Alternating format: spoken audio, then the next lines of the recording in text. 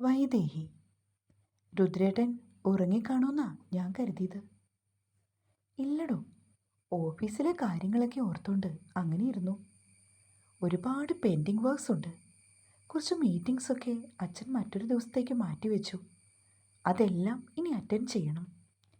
പറഞ്ഞുകൊണ്ട് രുദ്രൻ അവളെ പിടിച്ച് തൻ്റെ അടുത്തേക്ക് ചേർത്തുകൊണ്ട് ബെഡിലിരുത്തി.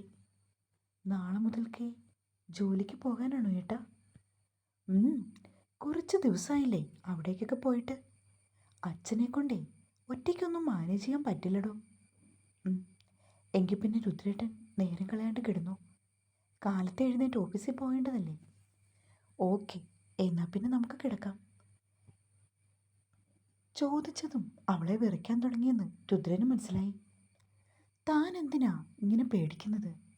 മറ്റാരുടെ ഒപ്പം അല്ലല്ലോ ഇങ്ങനെ ചേർന്നിരിക്കുന്നത്. തൻ്റെ ഭർത്താവിൻ്റെ ഒപ്പമല്ലേ. തനിക്കതിനുള്ള അധികാരവും അവകാശവും ഉണ്ടോ? എനിക്ക് സത്യം പറഞ്ഞാൽ ഒരുപാട് സങ്കടമാണ് രുദ്രേട്ട.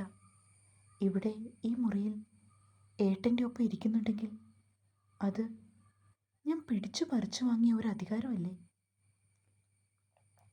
രുദ്രേട്ടൻ പോലും എന്നെ ഒരുപാട് പിന്തിരിപ്പിച്ചതാണ്. പക്ഷേ എനിക്കെന്തോ അതിന് സാധിച്ചില്ല. ഒരു പാവം പെൺകുട്ടിയെ കണ്ണീര് കുടിപ്പിച്ചിട്ടല്ലേ ഞാനിപ്പോൾ ഈ അവകാശം നേടിയെടുത്തത്. നീ എന്തിനാ വൈദേഹി ഇപ്പോൾ പഴയ കാര്യങ്ങളൊക്കെ എടുത്തിടുന്നത്? ഞാൻ തിരിച്ചു പോവാ രുദ്രേട്ട. നാട്ടിലേക്ക് തന്നെ മടങ്ങാന്നാ എൻ്റെ തീരുമാനം. അതിനു മുന്നേ ഏട്ടനുമായി വിവാഹം നടത്തുവാനിരുന്ന ആ പെൺകുട്ടിയെ കണ്ടുപോയി ഒന്ന് മാപ്പ് പറയണമെന്നുണ്ട്.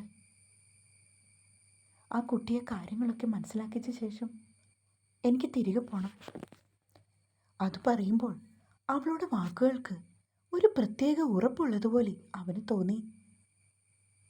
പറ്റുമെങ്കിൽ നാളെ തന്നെ അങ്കിളിനെയും ആൻറ്റിയെയും കൂട്ടി ആ വീട്ടിലേക്ക് പോയാലോ എന്ന് ഓർക്കുക. രുദ്രേട്ടൻ്റെ അഭിപ്രായം എന്താ? എനിക്ക് വേണ്ടി ഈശ്വരൻ കണ്ടെത്തി തന്നവൾ ഇപ്പോൾ എൻ്റെ അരികെ തന്നെയുണ്ട്. പിന്നെ അവൾക്ക് എന്നെ വേണ്ടെന്ന് തോന്നിയിട്ടുണ്ടെങ്കിൽ തിരികെ മടങ്ങിപ്പോകാം. രുദ്രൻ ആർക്കും ഒരു തടസ്സമാകില്ല. പിന്നെ പുതിയ ആരെയും എന്നിലേക്ക് ചേർത്ത് വച്ചിട്ട് മടങ്ങിപ്പോകാമെന്നുള്ള വിശാല മനസ്കതയൊന്നും തൽക്കാലം ആരും കാണിക്കണ്ട. രുദ്രേട്ടാ, ഞാൻ പറഞ്ഞത് താൻ പറഞ്ഞതിൻ്റെ മറുപടി ഞാനിപ്പോൾ നൽകി, അത്രയേ ഉള്ളൂ. അതിന് ഇത്രയ്ക്ക് നെർവസ് ആവേണ്ട കാര്യമില്ലടോ. എനിക്ക് വല്ലാത്ത കുറ്റബോധം പോലെ തോന്നുക. ഏത് നിമിഷമാണോ എനിക്ക് അങ്ങനെയൊക്കെ തോന്നിയേ. എത്രയോ പേരുടെ കണ്ണീര് വീഴ്ത്തിയിട്ടാണ് ഞാനിപ്പോൾ ഇവിടെ ഇരിക്കുന്നത്. ഇങ്ങനെയൊക്കെ നടക്കണമെന്നുള്ളത് മുകളിലിരിക്കുന്ന ആളുടെ തീരുമാനമാകും. താൻ വിഷമിക്കാതെ. രുദ്രൻ ഏറെക്കുറെ മനസ്സിലായി അവളുടെ മാനസിക സംഘർഷം അതെത്രത്തോളം ആണെന്നുള്ളത്. കഴിയുന്നില്ല രുദ്രേട്ട. ഓരോ നിമിഷവും എൻ്റെ മനസ്സ് തകരുക. എന്തിനാണ് ഇങ്ങനെയൊക്കെ സംഭവിച്ചത്? ഞാൻ ഇവിടേക്ക് തിരിച്ചു വന്നതുകൊണ്ടല്ലേ? ഇല്ലെങ്കിൽ കുഴപ്പമില്ലായിരുന്നു. വൈദേഹി, എന്തൊക്കെ പറഞ്ഞാലും ശരി, എൻ്റെ ജീവിതത്തിലൊരു പെണ്ണുണ്ടെങ്കിൽ അത് നീ മാത്രമായിരിക്കും. പിന്നെ എന്നെ വിട്ടു പോകണോ വേണ്ടയോ എന്നുള്ളതൊക്കെ ഇയാളുടെ തീരുമാനമാണ്. പറഞ്ഞുകൊണ്ടവൻ എഴുന്നേറ്റതും വൈദേഹി അവൻ്റെ കയ്യിൽ പിടുത്തം വിട്ടു. ഞാൻ പൊയ്ക്കോട്ടെ രുദ്രേട്ട, പ്ലീസ്. തനിക്ക് സാധിക്കുമെങ്കിൽ പൊയ്ക്കോളൂ. ഞാനായിട്ട് തടയില്ല, പോരെ? അത് പറയുമ്പോൾ അവളുടെ മുഖം കുനിഞ്ഞു. ലൈറ്റ് ഓഫ് ചെയ്യട്ടെ, കിടന്നാലോ? രുദ്രൻ ചോദിച്ചതും അവൾ തലകുലുക്കി. അവൻ ലൈറ്റ് അണച്ച ശേഷം വൈദേഹിയുടെ അടുത്തേക്ക് വന്നു. കയറി കിടന്നോളൂ. അതോ ഇനി എൻ്റെ കൂടെ കിടക്കാൻ ഇയാൾക്ക് ബുദ്ധിമുട്ടുണ്ടോ? രുദ്രൻ്റെ ശബ്ദം അല്പം കനത്തു. അതുകൊണ്ട് തന്നെ വൈദേഹി പെട്ടെന്ന് കയറി കിടക്കുകയും ചെയ്തു. ചുവരിനോട് ചേർന്ന് കിടക്കുന്നവളെ നോക്കി അവൻ മുഖം ചിരിച്ചുകൊണ്ട് പുഞ്ചിരി തൂകി. വിങ്ങിപ്പൊട്ടി കിടക്കുവാണെന്നറിയാം. അതുകൊണ്ട് തന്നെ രുദ്രൻ്റെ മുഖത്ത് ഒരു കുസൃതി വിരിഞ്ഞു. അവളോട് ചേർന്നുകൊണ്ട് ആ ആലിലെ വയറിൽ മെല്ലെ തൻ്റെ കൈ ചേർത്ത് ഒന്ന് വരിഞ്ഞു മുറുക്കിയതും അവൾ കിടന്ന് കുതറി. കാത്തിരിക്കാൻ ഞാൻ തയ്യാറാണ്. മനസ്സുകൊണ്ട് എന്താണോ എന്നെ അംഗീകരിക്കുന്നത് അതുവരേക്കും. കാതോരത്ത് അവൻ്റെ മധുരമൂറിയ വാക്കുകൾ കേട്ടതും വൈദേഹി കിടന്നു പിടഞ്ഞു. പിൻകഴുത്തിൽ അവൻ്റെ അതരം പതിഞ്ഞതും പെണ്ണിൻ്റെ ശരീരത്തിൽ ഒരു മിന്നൽ പിണർ. നാസിക തുമ്പുകൊണ്ട് അവൻ അവളുടെ കാതിൽ മെല്ലെ തലോടി. ഒപ്പം ഒരു വിറച്ചുകൊണ്ടവൾ തിരിഞ്ഞു വന്നതും രുദ്രൻ്റെ നെഞ്ചിൽ തട്ടി. എന്താടാ? അവളോട് താടിത്തുമ്പ് പിടിച്ച് അവൻ മേൽപോട്ട് ഉയർത്തി.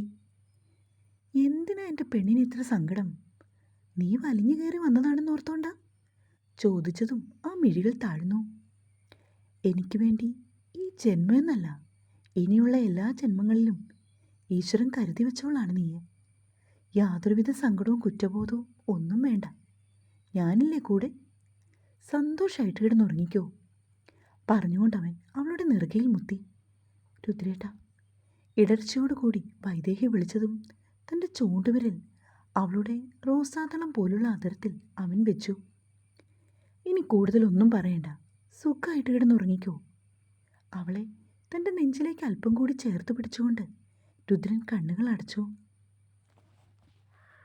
അടുത്ത ദിവസം രാവിലെ ആദ്യം ഉണർന്നത് രുദ്രനാണ്. നോക്കിയപ്പോൾ കണ്ടു തന്നോട് ചേർന്ന് കിടന്ന് അരുമയോടെ ഉറങ്ങുന്നവളെ. പാവം, ഒരുപാട് നീറുന്നുണ്ട് തൻ്റെ പെണ്ണ്. അവൻ വലതു കൈ എടുത്ത് നീട്ടിവെച്ചപ്പോൾ അവൾ കുറുകിക്കൊണ്ട് അല്പം കൂടി തന്നിലേക്ക് ചേർന്നു വന്നു. ഒപ്പം തന്നെ മിഴികൾ തുറക്കുകയും ചെയ്തു. തന്നെ നോക്കിക്കിടക്കുന്ന രുദ്രനെയാണ് അവളപ്പോൾ കാണുന്നത്. എന്താ പെണ്ണെ? അവൻ ചോദിച്ചതും അവൾ പിടഞ്ഞെഴുന്നേറ്റു. നേരെ ഒരുപാടായോ ഏട്ടാ?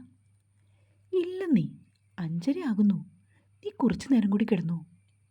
വേണ്ട വേണ്ട, ഞാൻ ഇതിനു മുന്നേ എഴുന്നേക്കുന്നതാ. ഉറങ്ങാൻ ലേറ്റ് ആയതുകൊണ്ടാ. മുടിയെല്ലാം വാരിക്കെട്ടി അവൾ ഉച്ചയിൽ ഉറപ്പിച്ചു. എന്നിട്ട് നേരെ വാഷ്റൂമിലേക്ക് പോയി. കുളിയൊക്കെ കഴിഞ്ഞിറങ്ങി അവൾ നേരെ അടുക്കളയിലേക്ക് വന്നു. ഗൗരി ചായ വെക്കുന്നുണ്ട്. ബീന ചേച്ചി അരികിലുണ്ട്. ആൻറ്റി. പിന്നിൽ നിന്നും വൈദേഹിയുടെ ശബ്ദം കേട്ടതും ഗൗരിയും ബീനയും ഒരുപോലെ തിരിഞ്ഞു നോക്കി. മോളെന്തിനാ ഇത്ര നേരത്തെ ഉണർന്നത്? കുറച്ച് സമയം കൂടി കിടക്കായിരുന്നല്ലോ. ശീലായിപ്പോയി. ഹോസ്റ്റലിൽ നിൽക്കുമ്പോഴൊക്കെ 5 മണിക്ക് മുന്നേ ഉണരും. പിന്നെ എങ്ങനെയൊക്കെയാണെങ്കിലും ആ സമയത്ത് കണ്ണു തുറക്കും ആൻറ്റി, അവൾ സാവധാനം പറഞ്ഞു. അപ്പോഴേക്കും ഗൗരി എല്ലാവർക്കുമുള്ള ചായ എടുത്തു കഴിഞ്ഞു.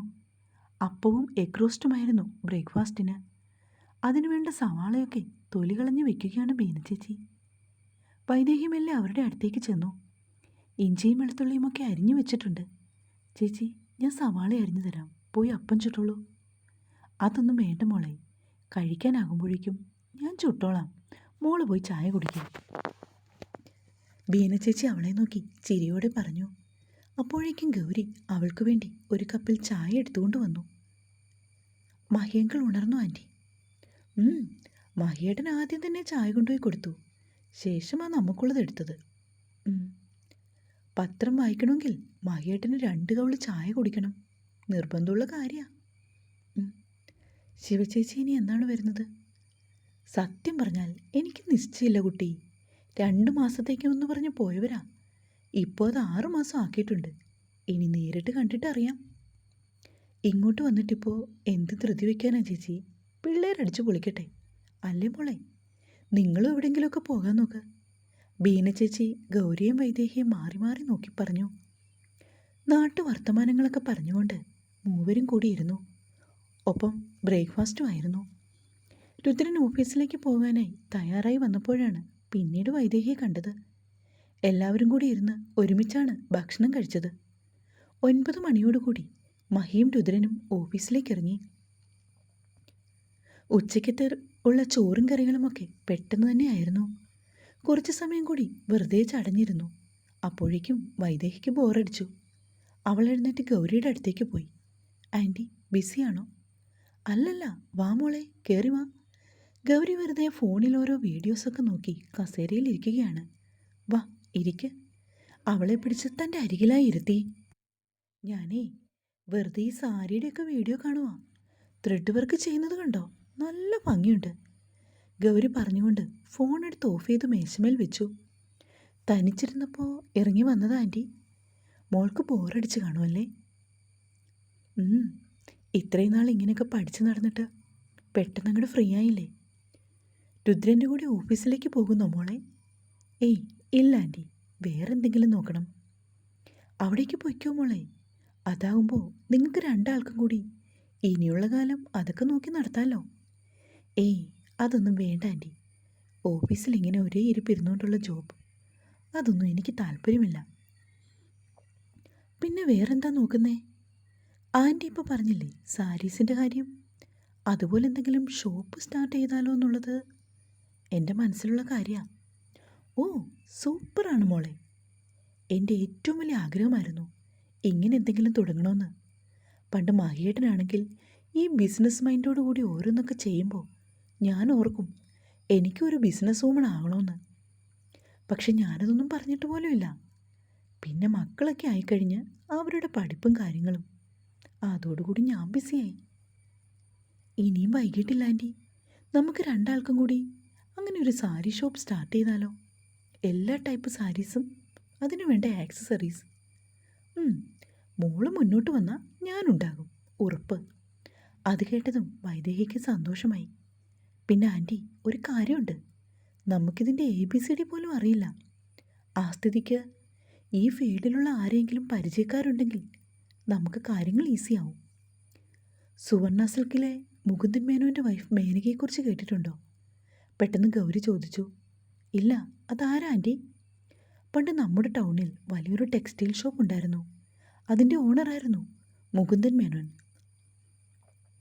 ആള് ക്യാൻസറായിട്ട് മരിച്ചുപോയി. പുള്ളിക്കാരൻ്റെ വൈഫാ പിന്നീട് അതെല്ലാം നോക്കി നടത്തിയത്. അച്ഛൻ്റെ ഒരു ഫ്രണ്ടായിരുന്നു അദ്ദേഹം. ഇപ്പോൾ ആ ഷോപ്പ് ഉണ്ടോ ആൻറ്റി? ഇല്ല മോളെ, 4-5 വർഷം മുന്നേ അവരത് നിർത്തി. മേനക ചേച്ചിക്കും ചില ആരോഗ്യ പ്രശ്നങ്ങൾ. സത്യം പറഞ്ഞാൽ നമ്മുടെ ടൗണിൽ ഇപ്പോൾ നല്ലൊരു സാരി ഷോപ്പില്ല. എങ്കിൽ നമുക്ക് ആ ആൻറ്റിയെ ഒന്ന് പോയി കണ്ടാലോ? പോകാം മോളെ, ഞാൻ ഈ കാര്യം ഏട്ടനോട് സംസാരിക്കാം. എന്നിട്ട് അടുത്ത ദിവസം തന്നെ അവരെ പോയി കാണാം. ഗൗരി എല്ലാത്തിനും സപ്പോർട്ടായിട്ട് വൈദേഹിയുടെ കൂടെ നിൽക്കും എന്നൊരു തോന്നൽ വൈദേഹിയിൽ ഉടലെടുത്തു. അതവൾക്ക് കൂടുതൽ പ്രചോദനവുമായിരുന്നു. ഉച്ചയ്ക്ക് ഫുഡ് കഴിച്ച് വെറുതെ ഇരുന്നപ്പോൾ ഗൗരിയുടെ ഫോണിലേക്ക് രുദ്രൻ വിളിച്ചു. അമ്മയോട് സംസാരിച്ച ശേഷം വൈദേഹിക്ക് ഫോൺ കൈമാറാൻ അവൻ ആവശ്യപ്പെട്ടു. ഹലോ രുദ്രേട്ടാ. ആ, എന്തെടുക്കുക? വെറുതെ അമ്മയോട് സംസാരിക്കുവാണ്. താൻ കഴിച്ചോ? ഓ, ഏട്ടനോ? ഞാനും കഴിച്ചു. വെറുതെ ഇരുന്ന് ബോറടിച്ചോ? കുറച്ച്. രണ്ടാളും കൂടി സംസാരിച്ചിരുന്ന ശേഷം അവൻ ഫോൺ കട്ട് ചെയ്തു. തുടരും.